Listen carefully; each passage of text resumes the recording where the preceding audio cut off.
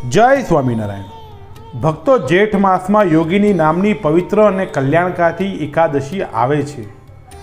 भक्तो 1000 गायों दान देवाथी जे पुण्यनी प्राप्ति थाय तेटली योगिनी एकादशी व्रत महात्मय कथा सांभळवाथी अथवा आ कथानो पाठ करवाथी पुण्य प्राप्त थाय छे। माटे आवो भक्तो आपणे सांभळीए योगिनी एकादशी व्रत महात्मय कथा।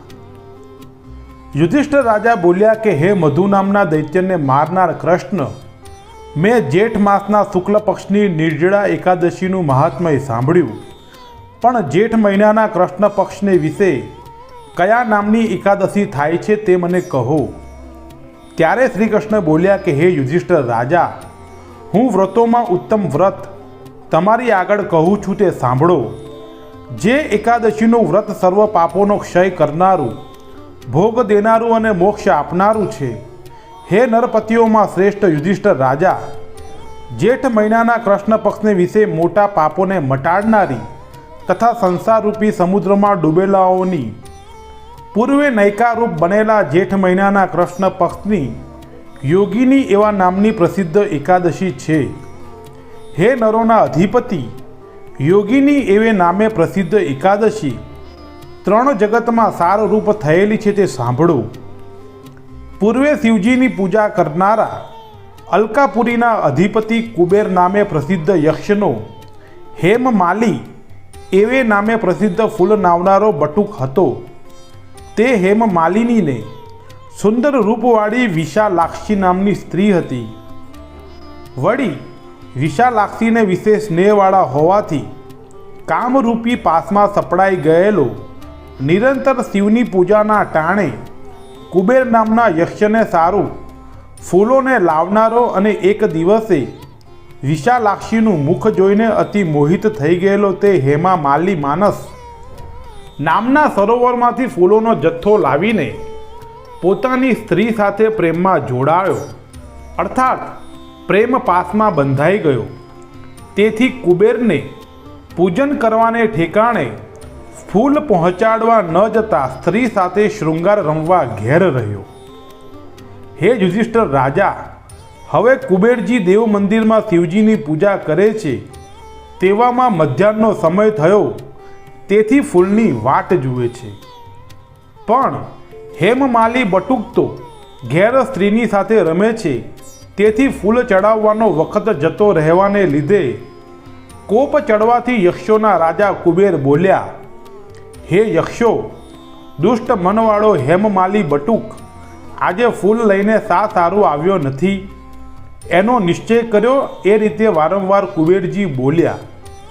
त्यारे यक्षो बोल्या कि हे राजा कुबेरजी, स्त्रीनी कामनावाळो स्त्रीने विषे आसक्त थयेलो ते हेममाली बटुक पोतानी मरजीथी इच्छाथी स्त्री साथे रमे छे। आवुं यक्षोनुं बोलवुं सांभळीने क्रोध चढ़ावी कुबेरजीए तुरंत हेममाली बटुकने पूजाना स्थाने बोलावी मंगाव्यो।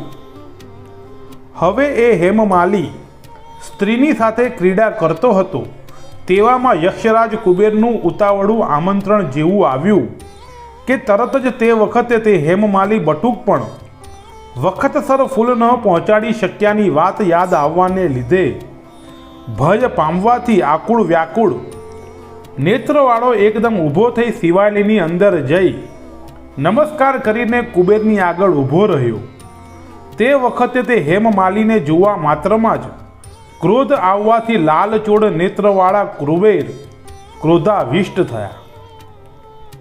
पछी क्रोधथी भरेला एवा अने जेना होठो फरके छे तेवा कुबेरजी नीचे प्रमाणे कहेवा लाग्या, हे पापिया दृष्ट वर्णतुकवाळा, ते आजे देवोનું अपमान कर्યું છે, એટલા માટે સદા સ્ત્રીની સાથે વિયોગ પામી કોઢ્યો થઈ તથા સ્થાનકેથી ભ્રષ્ટ થઈને અધમ સ્થાનકે જા। આવું કુબેરજીનું વચન સાંભળીને તે ઠેકાણેથી તે હેઠો પડ્યો અને ક્રોધ નીકળવાને લીધે દેહમાં પીડા થવાથી મોટું દુઃખ થવાને લીધે દુઃખી થયો। તે રીતે શરીરે દુઃખી તેવો તે હેમમાલી બટુક ભયંકર વનને વિશે જળ પણ પામતો નથી, તેમ ખાવાનું પણ પામતો નથી। અને તેમ દિવસે પણ સુખ પામતો નથી અને તેમ રાત્રિના નિદ્રા પણ આવતી નથી.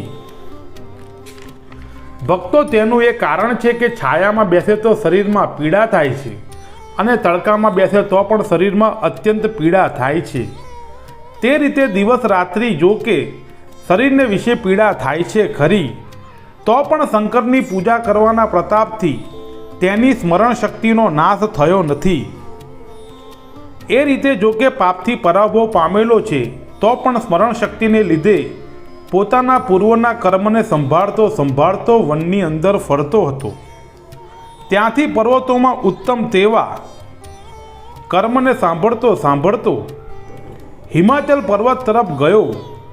હે યુધિષ્ઠિર રાજા, તે પર્વતને વિશે જેનું આયુષ્ય બ્રહ્માના 7 દિવસ પર્યંતનું છે તેવા તથા તપની ખાણરૂપ ઉત્તમ મુનિ માર્કેન્ડેયને જોવાથી પાપ કર્મ કરનારો તે હેમમાલી બટુક બ્રહ્માની સભામાં સરખો તે મુનિનો આશ્રમ જોવાથી તેની અંદર જઈ દૂરથી તેના ચરણોમાં નમ્યો. તે રીતે તેને દૂરથી નમન કરતો જોવાને લીધે મુનિઓમાં ઉત્તમ તેવા માર્કેન્ડેય મુનિ તે હેમમાલી બટુકને કોઢવાળો જોવાથી પરોપકાર કરવાને માટે તે હેમમાલી બટુકને આ વચન કહેવા લાગ્યા. માર્કેન્ડેય ઋષિ પૂછે છે કે હેમમાલી બટુક, તું ને શા કારણથી કોઢ નીકળ્યો છે અને શા કારણથી તું અતિ નિંદવા યોગ્ય થયો છો તે મને કહે. એ રીતે બુદ્ધિમાન તેવા માર્કેન્ડેય મુનિના પૂછવાથી તે હેમમાલી બટુક બોલ્યો, હે મુનિ માર્કેન્ડેય, હું હેમમાલી નામનો બટુક યક્ષોનો રાજા કુબેરનો નોકર છું. પ્રતિ દિવસ દરરોજ શિવ પૂજન વખતે માનસ સરોવરમાંથી પુષ્પોનો જથ્થો લાવીને કુબેરને આપતો હતો. એક દિવસે સ્ત્રીનું સુખ ભોગવવામાં આસક્ત થયેલો હું કામ વ્યાપવાને લીધે આકુળ વ્યાકુળ ચિત્ત હોવાથી સેવાના વખતે ફૂલ પહોંચાડવાનું ભૂલી ગયો. તેથી હે મુનિ માર્કેન્ડેય, ક્રોધ પામેલા તેવા રાજાઓના રાજા કુબેરે મને શાપ આપ્યો. એ રીતે શાપ મળવા માત્રમાં જ કોઢ નીકળવાથી હું દુઃખી એવો હું સ્ત્રીની સાથે પણ વિયોગવાળો થયો છું. હમણાં મારા સારા કર્મ વડે હું તમારી પાસે આવ્યો છું. હે મુનિઓમાં શ્રેષ્ઠ માર્કંડેય મુનિ, સારા અર્થાત દયાવાળા તેવા પુરુષોનું ચિત્ત સ્વભાવથી જ પારકાઓનું ભલું કરવામાં સમર્થ છે. એ રીતે હું આપને ભલું કરવામાં સમર્થ માનીને મેં પાપ કરેલ છે, માટે મને કાંઈ શિક્ષા કરો. ત્યારે માર્કંડેય મુનિ બોલે છે કે જે રીતે મારી આગળ સાચે સાચું તે કહ્યું છે પણ અસત્ય કહ્યું નથી, તેથી હું તને સુખ દેનારા વ્રતનો ઉપદેશ કરું છું તે સાંભળ. જેઠ માસના કૃષ્ણ પક્ષને વિશે તું યોગીની એકાદશીનું વ્રત કર કે જેથી એ વ્રતના પુણ્યના પ્રભાવથી તું જરૂર કોઢથી છૂટીશ. તેવી રીતનું મુનિનું વચન સાંભળીને હેમ માલિની બટુક તે મુનિના પગમાં પૃથ્વી પર દંડી પેઠે પડ્યો. એટલે માર્કંડેય મુનિને હાથ ઝાલીને ઉઠાડ્યો. તેથી તે અતિ હર્ષવાન થયો, અર્થાત બહુ રાજી થયો અને માર્કંડેય મુનિના કહેવા પ્રમાણે ઉત્તમ વ્રત કર્યું. તેથી તે હેમમાલી બટુક આ એકાદશીના મહિમાથી દેવતાના સરખા રૂપવાળો થઈ તથા સ્ત્રીઓની સાથે સંયોગ સુખ પામીને ઉત્તમ સુખ ભોગવવા લાગ્યો. હે નરપતિઓમાં શ્રેષ્ઠ રાજા, આવા પ્રકારનું યોગીની એકાદશીનું વ્રત કહ્યું છે. વળી 88,000 બ્રાહ્મણોને જમાડવાથી જે ફળ પ્રાપ્ત થાય છે તે જ ફળ યોગીની એકાદશીનું વ્રત કરનારા પામે છે. આ યોગીની એકાદશી મોટા પાપનો નાશ કરનારી અને મોટા પુણ્યના ફળને દેનારી છે. જેઠ મહિનાની કૃષ્ણ પક્ષની યોગીની નામની એકાદશી કહી અને હે નૃપ, આ યોગીની એકાદશીના પાઠ કરવાથી અને સાંભળવાથી 1000 ગાયો દીધાનું ફળ પ્રાપ્ત થાય છે. એ પ્રમાણે શ્રી બ્રહ્મ વૈવર્ત પુરાણને વિશે જેઠ મહિનાના કૃષ્ણ પક્ષની યોગીની નામની એકાદશીનું મહાત્મય સંપૂર્ણ.